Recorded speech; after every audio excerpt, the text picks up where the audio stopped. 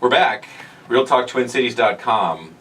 Excited to have Kevin Hartzell, co-founder of the Leadership Enterprise Group, along with his cohort manager Tom Murray. Hi, Tom and Kevin. Welcome back. Manager. That's right. You just got a promotion. Kevin was captain of the U of M Gophers hockey team. Works with Navy SEALs with leadership, and is available for leadership consulting. You can get a hold of him at LEG, L-E-G, Leadership Enterprise Group Teams.com, so legteams.com. Otherwise, his book is available on Amazon, Leading from the Ice. It's a great book. I've read it. There's also a link on our website, or there will be, right, Cheryl? Absolutely. You can go to realtalktwincities.com, and you can also find us on Facebook. We're discussing leadership traits and Kevin's mentoring program, and in segment 1 we talked about the aspects of leadership, what's missing, what he's learned, and one of the things that I found interesting was the servant, the idea of the leader being, how can I serve you, how can I help you? I found that to be pretty compelling. And something I want to ask is, how can I said to myself, well, I'm not going to make any leaders, I can maybe make myself a little bit better of a one, but my sphere, what good can I do? My sphere of influence. What can somebody do in their daily lives? It's not a Navy SEAL or a corporate leader or. I'd answer that with the word everything. Everything? Okay. Everything. All right. I mean, be on time. Be respectful of others. Treat others as you'd want to be treated. Sure. People are always watching you. If you have children, they're always watching you. Your workmates. I mean, everybody sees everything that you do. And I think that's a big misconception, right? I mean, we think of the leader as the guy at the general, right? It's the general. Well, even the general listens to all his or her lower generals, and they say, hey, we can't do this because that's going on over there. And yet, so you use everybody else's eyeballs and you listen to everybody. If you listen well, you're going to be a better leader. And to be a superior leader, it takes a lot, of course. I mean, you have to know your business and know what it is you do. So when you do come up with an idea, people know it's an educated idea. But as far as, everybody leads. I can appreciate, I go to McDonald's, and this has happened so many times, and I'll stop a young person and say, I think you're doing phenomenal today. You greeted me with a smile, and you know what? You made my day better. I just wanted you to know that. Now, these are young 16-year-old kids, but I try to go out of my way to let them know that what they're doing is important. And I think for the life of me, I can't understand why people think, well, working at McDonald's is something. Matter of fact, this Navy SEAL who shot bin Laden was working at McDonald's in Montana or Utah once in a day when he decided he wanted to be a SEAL. So we can all lead every day, and we all need to lead every day. Mm-hmm. Well, and one of the things that you talked about in your book too that I liked was the preparation versus opportunity, and that goes back to what you're saying about McDonald's. It doesn't matter where you are or who you are.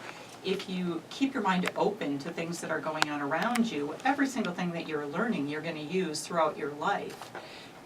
Another thing I picked up in the book too, which I've already started using with my team, and I've got a team for the radio show, I've got a team for, my real estate business, but really starting to take a look at all of the people in my team, what are their roles? And usually we think a leader is running around telling everybody what to do, did you do your job?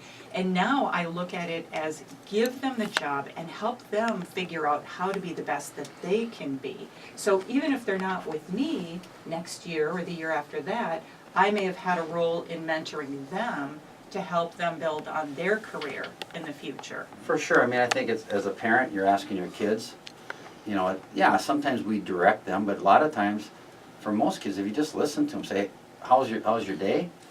And what you're really getting is, how can I help you? A teacher, if you're struggling, it makes me crazy when I hear a teacher say, well, my students, my class is so hard, none of them can get better than a C. And I'm always like, well, wait a second.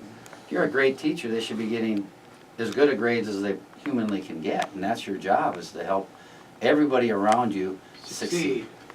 And that's the same with our marriages. I go right back to the most basic team, and think about this, in America, and maybe across the world, where they say, I don't know what the numbers are, 50% or more end in divorce. And if husbands and wives just came home and said, how can I make your life better today? What do you need today? I And- hope my husband's not listening. But I mean, those teams ought to succeed. I mean, I write the book because I want marriages to be better, and I want teams to be better, and I really believe in America because we don't have a dictator. Our country wasn't founded on a dictatorship. Somebody who was a king was going to come in and say, "This is how you're going to do things today." We are a free society, and there is no society that needs leadership more than ours. That's true, that's true. And Leading from the Ice, you can get that on Amazon, is that right? Get it on Amazon or go to our website at Leg Teams, and you can get the link through there as well. Legteams.com, legteams.com, all right. Thank you. Yes. So let's talk about the Garfield cartoon. I really like that. Explain that to everyone. Well, it's one of my favorite parts, and I could talk about this for an hour. So I think, America's been made great, I believe, by hungry immigrants. People that way back in the day, I mean, I could tell story after story. I mean, one of my favorite books is Stories of the Wild West. This is before we had a lot of things in America, and people were willing to come and give up all that they had. Often they didn't have very much. They came from Europe or wherever they came from for this ideal that to be successful, and they would risk everything that they had, including their safety. And now we have a hard time with that, but the Garfield cartoon to me illustrates it.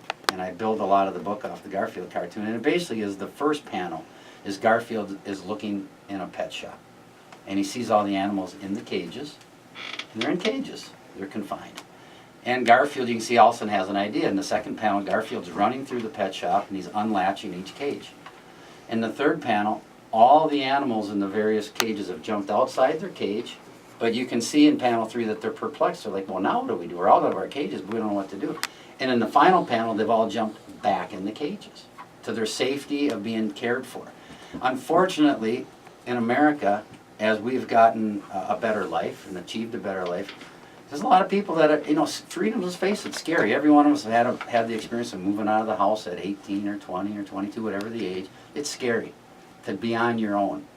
And America is all about the freedom to make your own decisions and live with the consequences of your decision. And unfortunately, in America, we take the consequences away often, out of good intentions and good hearts.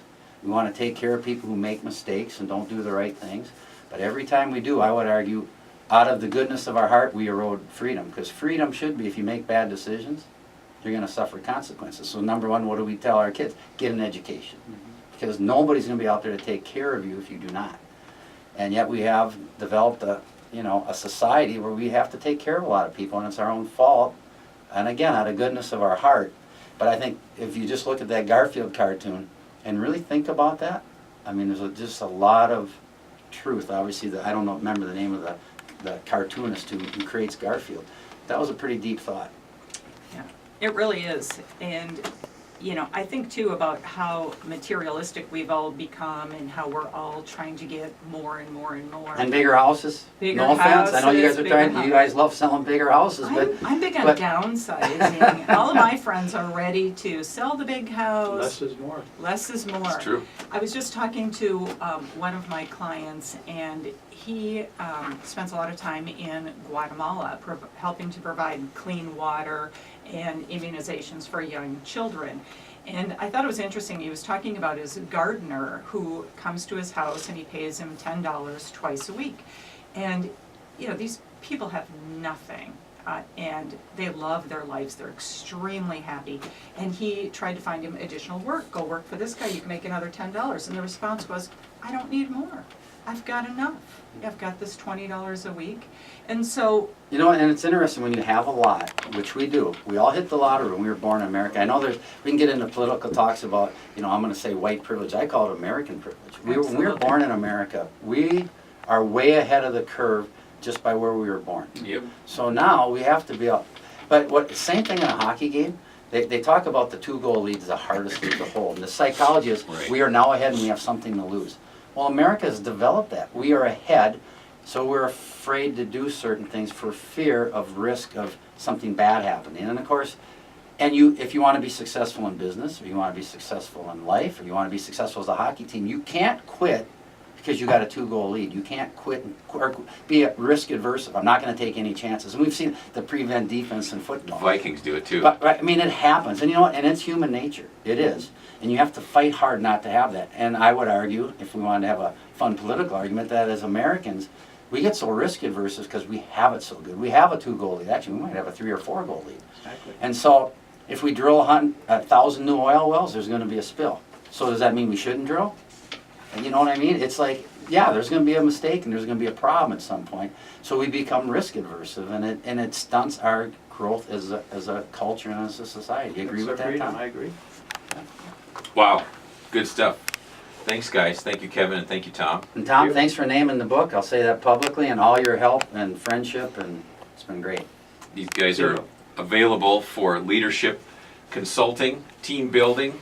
Captain of the U of M Gophers hockey team, works with Navy SEALs. Kevin Hartzell, co-founder of the Leadership Enterprise Group. You can reach out to him at legteams.com, or there's a link on our website, Real Talk Twin Cities. We'll be right back on realtalktwincities.com.